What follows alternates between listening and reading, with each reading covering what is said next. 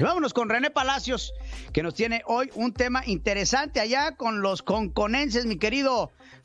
René, te saludo con gusto. Hoy China aprueba esta reforma electoral para Hong Kong. Mi querido Pedro, qué gusto saludarte, qué gusto poderte enviar un afectuoso abrazo y agradecerle desde luego a tu audiencia que nos honre con su preferencia en Central FM. Y efectivamente, el tema desde luego es importante porque estamos hablando del comportamiento que está adoptando una potencia que está emergiendo cada vez con más fuerza como uno de los principales protagonistas económicos, comerciales y eventualmente políticos del orden internacional, y me refiero a China. En algún momento se había pensado que con el avance económico de la República Popular China a raíz de las reformas implementadas por Deng Xiaoping a finales de los años 70 y que bueno se fueron reforzando con los gobiernos de Jiang Zemin, de Hu Jintao y ahora de Xi Jinping, el creciente poder económico de la población china, que ha logrado sacar a cientos de millones de individuos de la pobreza, derivaría con el tiempo en una apertura política que iría haciendo al régimen chino pues cada vez más democrático. Lo cierto es que no ha sido así, sino incluso, si me lo permites, por el contrario. Cuando Hong Kong, que era una posesión colonial del Reino Unido, de la Gran Bretaña, Irlanda del Norte, acordó con China la devolución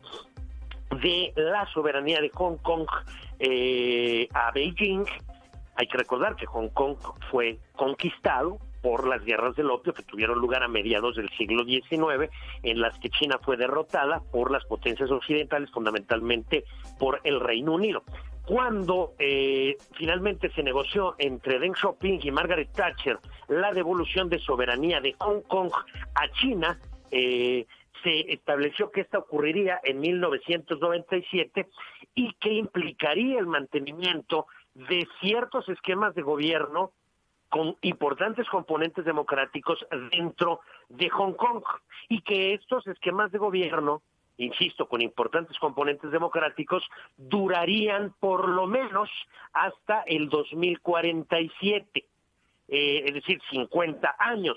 Pues bien, esto no se está cumpliendo por parte del gobierno de Beijing, encabezado por Xi Jinping, que ha detectado que sí que es posible que en Hong Kong de pronto ganen las elecciones los opositores, y por lo tanto se acaba de aprobar en la Asamblea Nacional Popular, allí en el Gran Palacio del Pueblo de Beijing, por prácticamente unanimidad, o sea, fueron 2.847 votos a favor y una abstención, o sea, no hubo un solo voto en contra, nada más para que nos demos una idea de cómo es la democracia en China, o sea, no es por unanimidad una ley que busca garantizar que los que participen en elecciones en Hong Kong sean auténticos patriotas, es decir, que amen a la República Popular China y al Partido Comunista de China.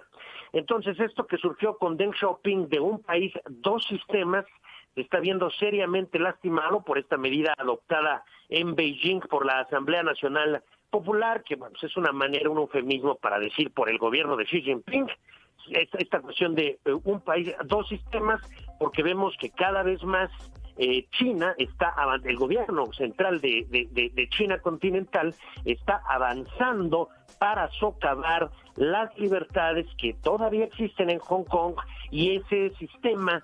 particular de organizarse internamente al que Beijing se comprometió a respetar al regirse por el mecanismo de un país, dos sistemas. Por el tamaño que tiene China y por el tamaño que tiene Hong Kong, estamos hablando de una potencia de 1.300 millones de habitantes frente a un enclave que tiene 7.5 millones de habitantes. Ya desde hace tiempo se veía venir que la República Popular China terminaría devorándose a Hong Kong e imponiéndole su ley. Sin embargo, no deja de ser algo lamentable, porque evidentemente esto es un retroceso de la democracia en momentos en los que la democracia se ha visto cuestionada incluso en el mundo occidental. Entonces, bueno, mala hora para los hongkoneses, que dicho sea de paso, ya hace un par de años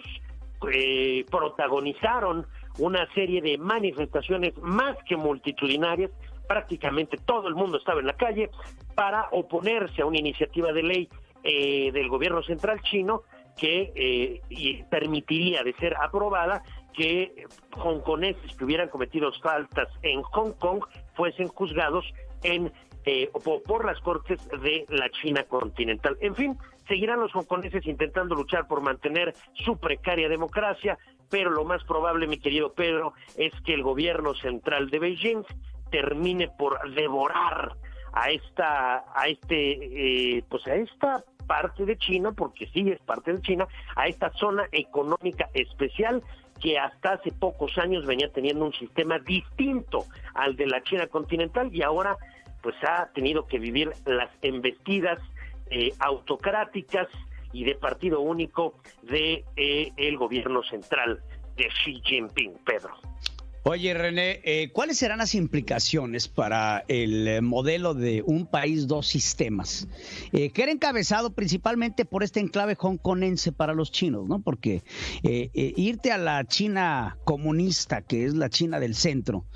pues es una vida totalmente distinta. Hong Kong es una ciudad cosmopolita, es una ciudad que tiene rascacielos, tiene tiendas, departamentos, bueno, todo, es verdaderamente completa, una ciudad capitalista al 100%.